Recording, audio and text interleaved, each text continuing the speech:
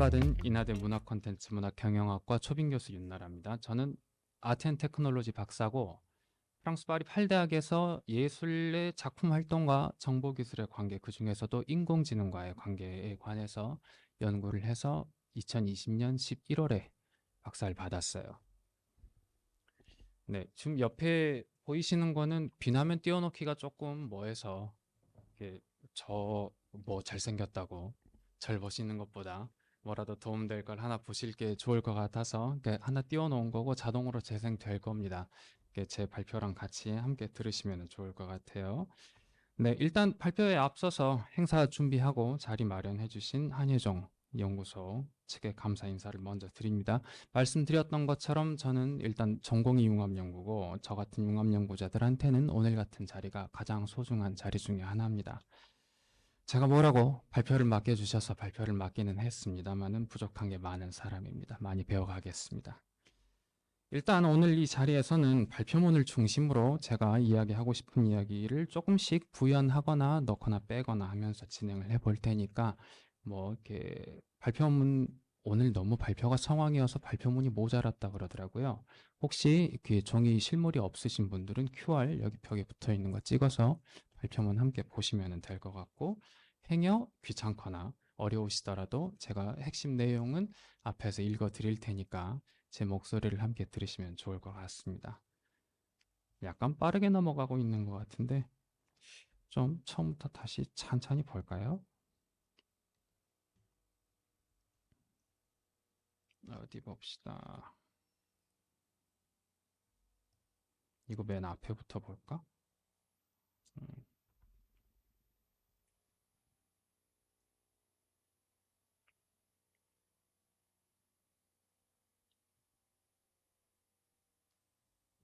음, 쇼.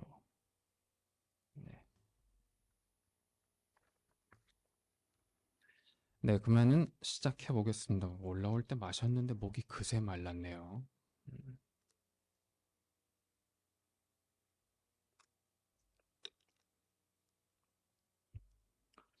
자, 스테이블 디퓨전이나 챗GPT 등으로 대표되는 동시대 컨텐츠 생성 인공지능이 출현하고 일상에 편재하게 된 지 몇 년씩이나 벌써 됐습니다. 그러면서 이들에 관한 실질적인 이해의 필요성도 함께 대두되기 시작했고요. 근데 논의의 대부분은 사실 인공지능의 구조나 원리에 관한 직접적이고 심층적인 논의보다 인공지능이 혹은 인공지능을 활용해서 만들어낸 결과물에 천착하는 경향이 좀 두드러지는 것 같아요. 자, 이런 경향은 피상적인 감상이나 혹은 일정 수준의 의인화, 엔트로포모피제이션이라고 하죠. 의인화로부터 기인합니다. 특히 이 의인화에 관해서 조금 이야기해 볼 만한데, 이 의인화로 인해서 우리는 콘텐츠 생성 인공지능을 카메라나 컴퓨터 같은 여타 기술적인 도구나 매체와 약간 다르게 여기고 있어요. 하지만 어떻습니까? 지금 보신 이 화면 너머에 우리처럼 생긴 로봇이 앉아서 푸른 눈 혹은 붉은 눈을 번쩍번쩍하고 앉아 있는 것도 아니고, 컴퓨터나 스마트폰 속에 지금 올해 특히 삼성의 모 핸드폰, 이게 이야기할 수 있는 자리인지는 모르겠는데 올해 24 핸드폰은 온 디바이스 AI 이야기를 특히 이렇게 단상에서 발표하면서 많이 했었죠. 설령 그렇다고 하더라도 먼지보다도 더 작은 나노 로봇이나 우리처럼 생긴 호몬큘러스가 그 핸드폰 안에 들어 앉아 있는 것도 사실 아닙니다.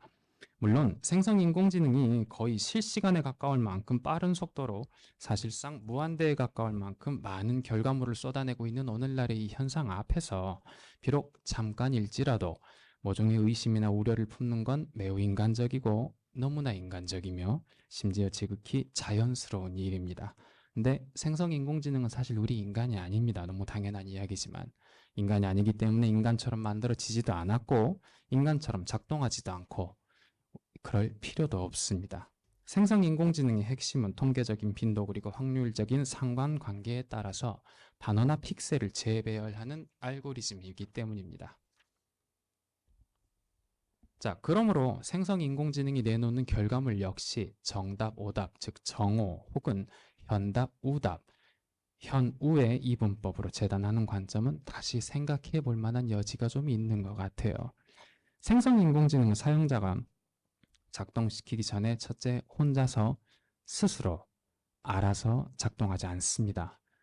두 번째, 생성인공지능에 없는 혹은 가질 수 없는 세 가지 독이 있는데, 하나는 생성인공지능은 첫째, 독자적이고, 둘째, 독립적이고, 셋째, 독창적인 방식으로 마찬가지로 세 가지 뜻을 가질 수 없어요. 첫째, 어떤 뜻, 여기에 첫 번째 뜻은 센스입니다.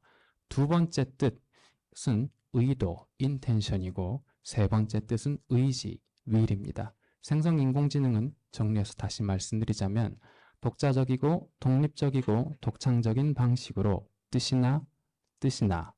뜻을 품을 수 없습니다. 따라서 생성인공지능의 의의와 가치는 인간 대신 사유를 해주는 사유대행자로서가 아니라 사유하는 인간의 사유보조도구, 즉 사유엔진으로서의 활용 가능성이 있다고 보는 편이 조금 더 타당합니다. 제가 발표문에서 택한 사례로 어느 작가의 죽음을 쓴 스티븐 마시, 이 사례를 제가 발표문에 적어 놨는데, 마시는 컴퓨터를 활용한 작곡을 예로 들면서 이걸 설명을 하고 있어요.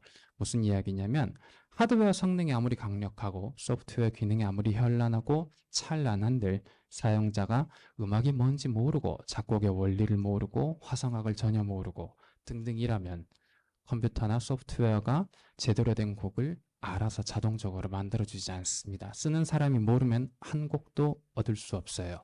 글쓰기도 마찬가지겠죠. 펜과 종이에서 키보드와 문서 작성 애플리케이션, 그게 워드가 됐든 아래야 한글이 됐든 애플리케이션을 거쳐서 이제는 프롬프트와 LLM의 차례가 왔을 뿐입니다. 글쓰기에서 가장 중요한 역량은 그때나 지금이나 옛날이나 오늘이나 여전히 변함없이 작가의 사유 역량입니다.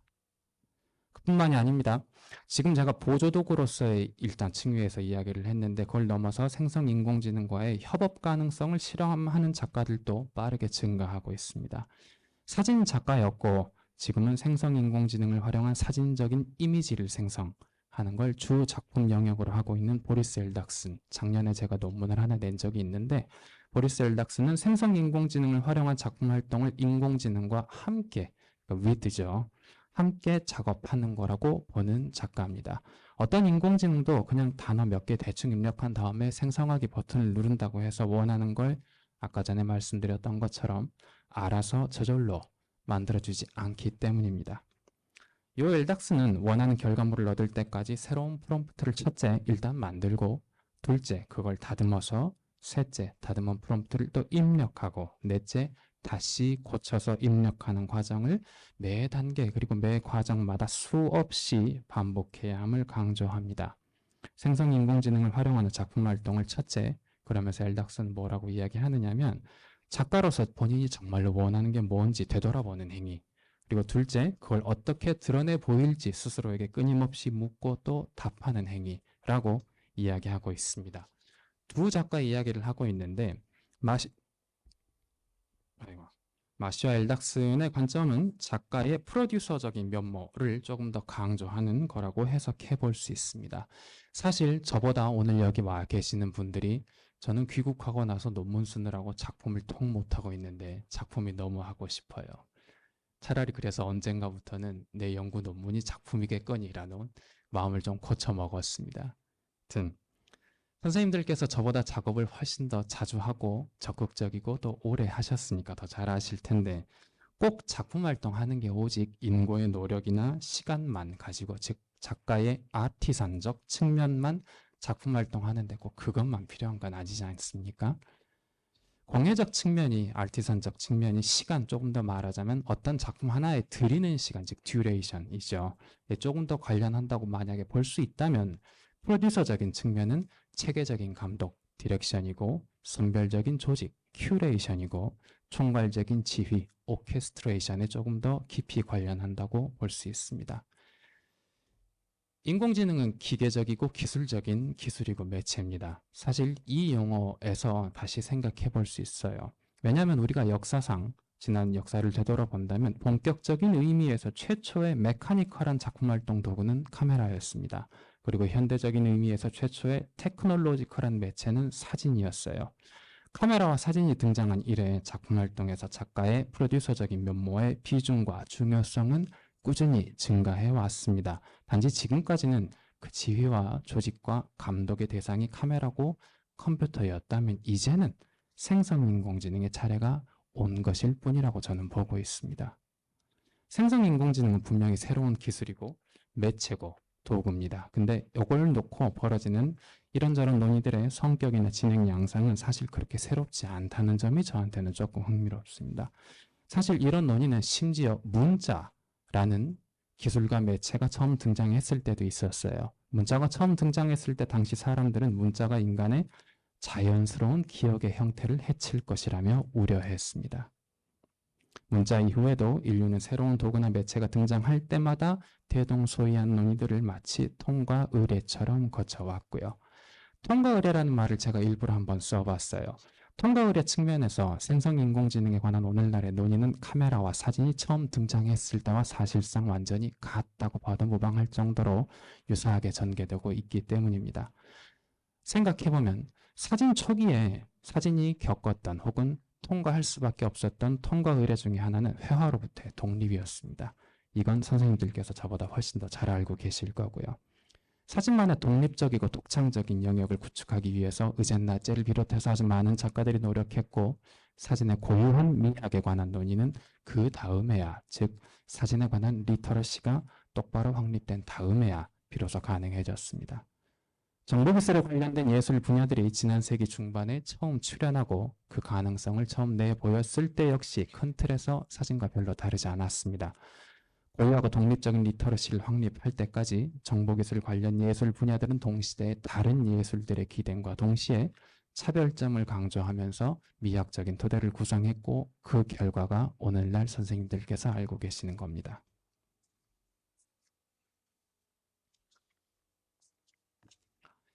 카메라와 사진이 세상에 처음 출현했을 때나 지금이나 사진 이야기를 계속 조금 해볼게요.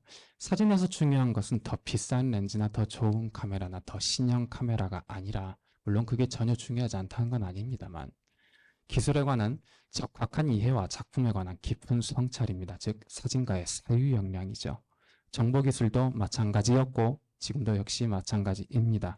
예나 지금이나 그때나 지금이나 정보기술을 활용한 작품 활동에서 더 빠른 CPU나 더 많은 GPU만큼이나 중요한 것은 기술 환경에 관한 정치한 이해와 명확한 작품관, 여기서도 마찬가지로 작가의 사유 역량입니다.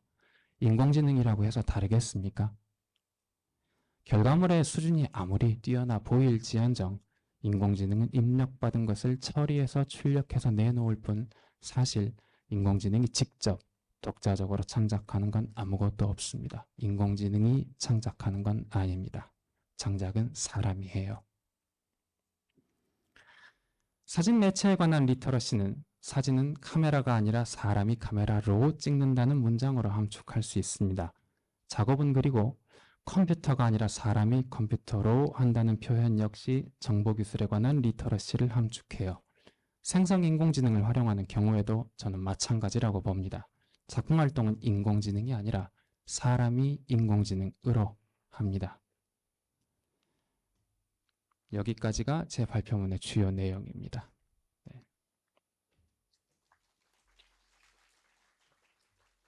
네, 윤나라 선생님의 발표 잘 들었습니다. 그럼 바로 이어서 한국예술종합학교 융합예술센터 손경환 팀장님께서 지정 질의해 주시겠습니다. 네, 손경환 팀장님 환영해 주시기 바랍니다.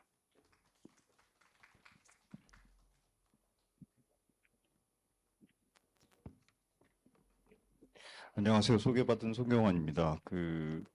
앞에 좀 시간이 없다고 해서 제가 말주변이 없는 터라 완전히 읽으려고 했는데 좀 축약해서 읽도록 하고요. 융합예술센터 소개 간단하게 하겠습니다. 저희 한국예술종합학교 융합예술센터 아트콜라이더랩에서는 학교에서 아직 이루고 있지 않은 교육을 비교과 과정 같이 저희 창작 프로젝트 같이 만들어서 학생들하고 같이 활동을 하고 있고요. 작년 같은 경우에 저희가 생성인공지능으로 프로젝트 또는 교육 프로그램을 좀 진행한 적이 있습니다. 그래서 이제 그때 오전에 발표하셨던 오주영 작가님께서 오셔서 특강도 해주시고 그러셨는데요. 여하튼 랩의 다양한 활동에 대해서 좀 더 많이 소개하고 싶지만 이 정도에서 줄이고 그다음에 발표문을 읽도록 하겠습니다. 생성 인공지능은 창작자에게 아직은 표현 도구이며 이 표현 도구를 탐구하고 무엇을 할지 창작자 스스로 결정할 수 있는 리터러시 형성이 필요합니다. 또한 카메라 컴퓨터가 예술의 도구로 받아들이는 과정을 예로 설명하셨듯이 동시대의 기술을 가로지를 수 있는 미학적 사유가 지속적으로 요구될 것입니다. 그러나 이 도구는 동시대가 선사하는 새로운 맥락, 즉 인터넷과 오픈소스에 힘입어 과거의 사례에 비해 조금 더 접근성이 좋으나 오히려 그 한계가 명확하다 할 수도 있습니다. 이러한 의미에서 교수님의 발제에 대한 질문은 창작 또는 교육에서 생성 인공지능을 활용하는 엔드 유저의 시각에서 출발하고자 합니다. 첫 번째 질문은 생성 인공지능이라는 새로운 도구를 쥐어든 창작자에게 알면 어떻게 형성되는가라는 질문이고요. 창작자의 내용을 읽겠습니다. 창작자의 대다수가 원천 기술을 소유하고 있지는 않으므로 자신의 작업 세계에 도입하고자 하는 기술은 주로 상용화되어 있거나 오픈소스일 확률이 높습니다. 이 기술 또는 도구는 유연한 사용성, 접근의 용이성, 다른 기술이나 도구와 혼용할 수 있는 확장 가능성이 중요한 특징일 것입니다. 여기에 창작자의 의지가 맞물릴 때 비로소 이 기술 또는 도구를 깊게 탐구하며 다양한 실험을 시도하게 됩니다. 이 과정에서 창작자는 실패와 성공을 겪고 기술 또는 도구의 본래 용도를 넘어 새로운 가능성을 발견하며 창작의 경계를 넓혀 나가게 됩니다. 저는 소위 전용이라 부를 수 있을 법한 이런 행위가 일어날 때 비로소 리터러시가 확립되고 미학적 사유 발생의 여지를 확인할 수 있다고 생각합니다. 하지만 생성 인공지능은 카메라나 컴퓨터에 비해 보편성을 획득하는 시간이 상대적으로 짧고 사용자 입력값에 따른 결과 도출 메커니즘을 이해한다고 해도 그 블랙박스까지 파악할 수 없을 것으로 보입니다. 교수님께서 예로 드신 작가의 제작자적 면모, 아까 말씀하신 마시아 엘닥슨이죠.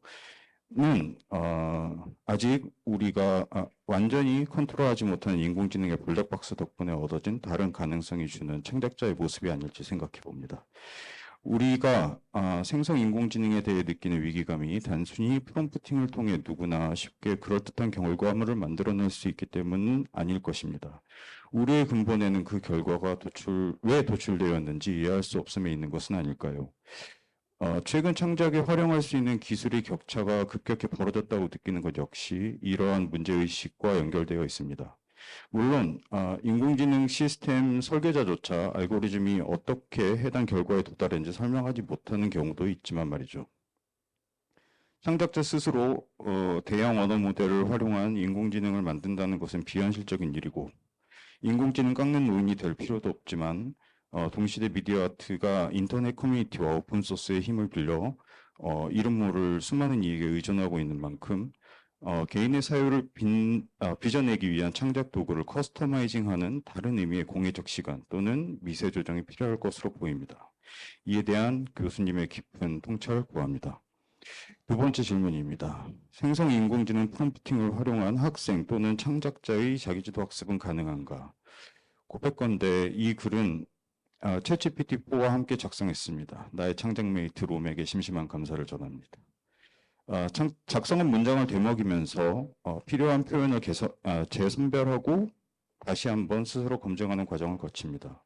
문단이 완성되면 마지막으로 부산대학교 맞춤법 검사기를 사용해 저의 모자란 국어 실력을 보완합니다. 이 과정은 글쓰기의 새로운 상태로 자리 잡았습니다. 시간 절약이나 실력 향상이 뚜렷하지 않아도 이 과정에서 어느 정도 안정감을 느끼기 때문입니다. 제가 이 이야기를 하는 이유는 예술교육에서 실습이란 학습자가 성장할 수 있는 상태를 찾고 좋은 습관을 형성하는 과정이라 생각하기 때문입니다. 예술은 언어적, 비언어적 행위를 동반하고 있으므로 누군가에게 자신의 예술을 설명하려 할 때 큰 어려움을 겪는데요. 생성 인공지능이 텍스트 입력을 기반으로 그 다양한 형식의 결과를 도출하고 있으니 창작자가 머릿속에 가진 추상적인 아이디어를 언어를 바탕으로 구체화하는 데 많은 도움 또는 고민을 준다고 생각합니다. 반면 교수님께서 발제문에서 지적하셨듯이 대형 언어 모델의 문제는 패러프레이징 도구이기 때문에 너무나도 터무니없는 맥락을 너무나도 그럴듯한 방식으로 아무렇지도 않게 지어낸다는 데 있습니다. 이는 사용자가 즉각적으로 정보의 진위를 판단하기 어려울 수 있음을 의미하며 열화된 정보를 제공하여 사용자의 올바른 지식 형성에 문제를 야기할 수 있습니다. 만약 생성 인공지능이 주기적으로 재학습되거나 되먹이는 과정이 있어 언어적 확률에 의해 편향된 정보를 중요한 정보를 인식하게 된다면 향후 심각한 문제가 될 것입니다. 그러나 생성 인공지능의 사용을 개인 학습에서 완전히 배제한다는 것은 바람직하지 않다고 봅니다. 이와 관련해서 교수님께서 소개해 주실 만한 사례가 있다면 공유 바랍니다. 네, 날카로운 질문들이었습니다. 일단은 깊이 있는 통찰을 제공해 드릴 만큼의 실력은 없기 때문에 그거는 제가 공부를 조금 더 많이 한 다음에 한 2, 30년쯤 더 걸릴 것 같아요. 네, 깊이 있는 통찰은 그때 드리는 걸로 하고 오늘 어, 질의의 마지막부터 그러니까 뒤쪽부터 차근차근 거슬러 올라가면서 일단 응답을 해보겠습니다. 마침 어제고 오늘 오전이었어요. 수업을 마치고 여기까지 오느라고 하필 또 오늘 비가 왔는데 행사하는 날 비 오면은 행사가 성황리라고 하죠. 보니까는 참 성황리에 잘 진행되고 있는 것 같습니다. 자, 먼저 왜 수업 이야기를 하려고 하느냐면 저는 수업에서 학생들이랑 실제로 GPT와 디퓨전 모델들을 많이 활용을 하고 있기 때문에 그렇습니다. 일단 여기에서 시작해 볼게요. 첫째, 생성 인공지능은 검색 엔진의 대체제가 아닙니다. 그렇기 때문에 정보의 진위가 중요한 경우라면 사실 생성 인공지능을 사용하는 것은 올바르지 않은 도구를 선택하는 것과 마찬가지예요. 못을 박으려면 망치가 필요한데 지우개로 못을 박겠다고 이야기하는 거랑 비슷한 이야기죠. 가령 제가 지금 이제 준비 중인 어떤 발표문에도 이 부분이 있을 것 같은데 이 부분을 한번 다시 차근차근 읽어 드릴게요. 소프트웨어가 내놓는 답의 정오가 만약에 중요하다면 사실 검색 엔진은 아무리 짧게 봐도 한 30년쯤 됐어요. 아무리 짧게 봐도 30년 이상 지속적으로 보완되어 왔으며 앞으로도 검색 엔진은 발전을 거듭할 겁니다. 그 검색 엔진이라는 도구를 활용하는 편이 훨씬 적절해요. 왜냐하면 말씀드렸던 것처럼 생성인공지능이 검색 엔진의 대체제가 아니니까. 게다가 하물며 아까 전에 말씀드렸던 정오나 현우 이야기를 하려고 하는데 오문의 현답이라는 표현 아주 아름답고 정확한 표현입니다. 우리나라에는 굉장한 표현들이 많아요. 심지어 인간마저 오문현답이라는 이 사자성어가 남아있고 우리가 지금까지 쓰는 이유는 그게 쉽지 않기 때문에 그렇습니다. 인간마저 오문에 매번 현답할 수는 없고 아주 어려운 일이에요. 그럴진데 소프트웨어에게 현명한 답을 기대하는 건 제가 봤을 땐 온당치 않습니다. 따라서 LLM이 내놓는 답을 정오나 현우의 이분법으로 재단하는 건 다시 한번 생각해 볼 여지가 좀 분명하죠. LLM은 방금 전에 말씀드린 것처럼 항상 정답을 찾아오는 전능한 검색 엔진이 아니고 설령 어떤 우문이 들어오더라도 우문에 현답하는 전지한 지성도 아닙니다. 오히려 비상한 패러프레이징 도구에 가깝습니다. 자주 오답하고 때론 우답합니다. 그러므로 LLM이 사용자에게 질의에 대답하는 방식은 정오와 별로 상관이 없고 다만 평범하지는 않아요. 그러므로 창작에 오히려 더 유용한 도구일 가능성이 있습니다. LLM은 오디너리 하지는 않고 엑스트라오디너리 하기는 해요. 그렇기 때문에 창작에는 조금 도움이 될 가능성이 있습니다. 이 답을 먼저 드리고 그다음에 두 번째, 학생들이랑 무슨 이야기를 하느냐면 논의를 진전시키는 글쎄 뭐라고 표현하는 게 좋을까요? 일종의 점프 스타터. 지금 그 단어가 머릿속에 떠오르는데 일종의 점프 스타터로 저는 가끔 활용하는 편이에요. 요즘에도 그러는지 모르겠는데 제가 학교 다닐 때는 일종의 토론 수업의 촉발제로서 안락사 찬반이 토론 수업의 아주 고정 주제였어요. 하도 해서 어떨 때는 마치 정답이 있는 것 같이.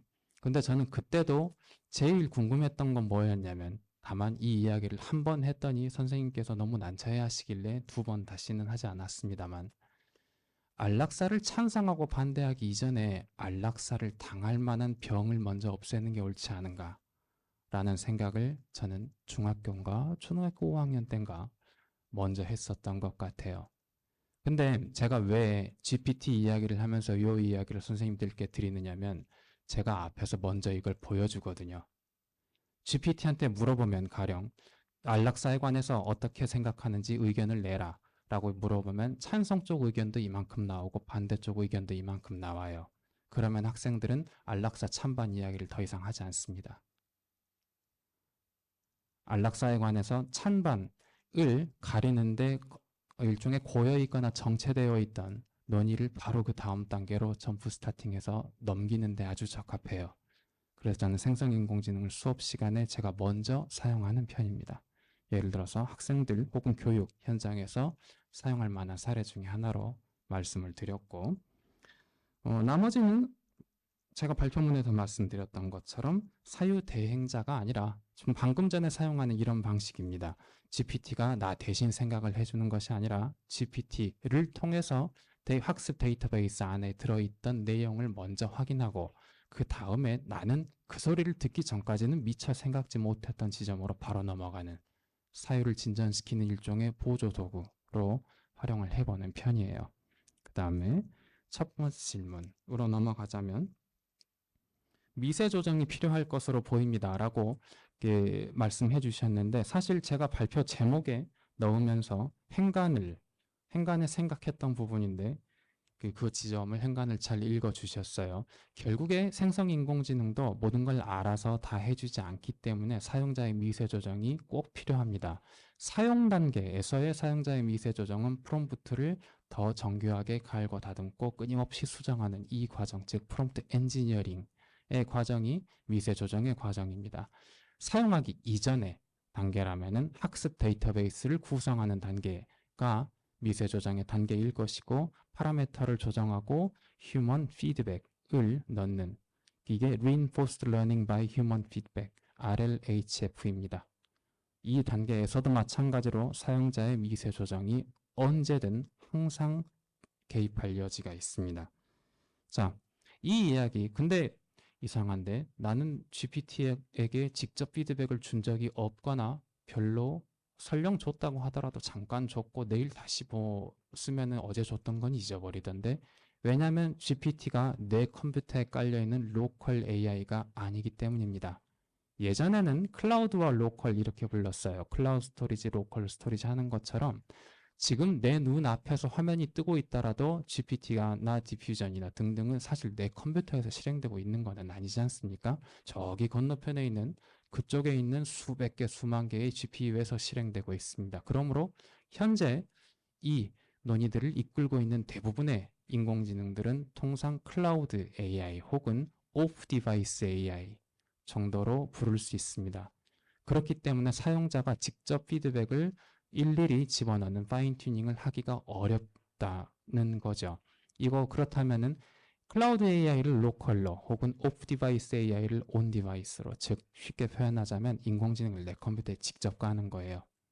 어렵지 않은 일이고 코드도 많이 공개되어 있습니다. 이 경우라면 학습 데이터베이스를 내가 직접 구성하고 어떤 방식으로 학습할지 파라미터를 짤 수도 있게 됩니다. 물론 필요한 건 프로그래밍의 역량이죠.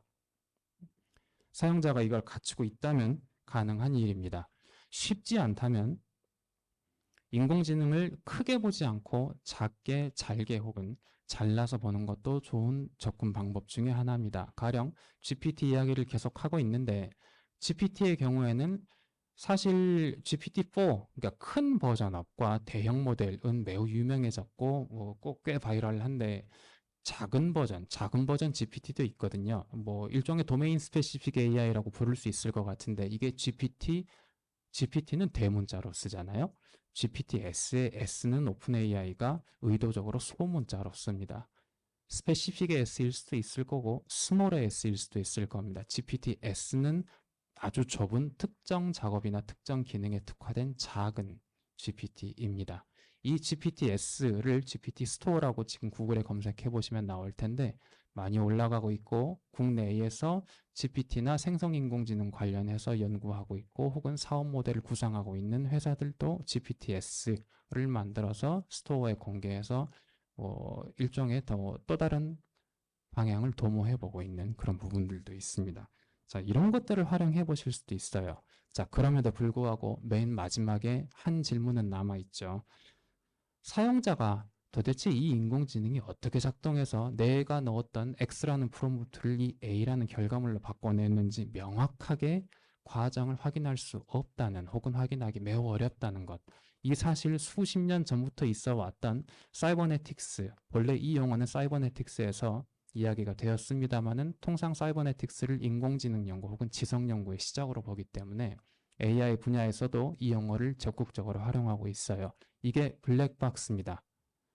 현재 사실상 전부라고 이야기하면 연구자로서 조금 쉽지 않은 이야기죠.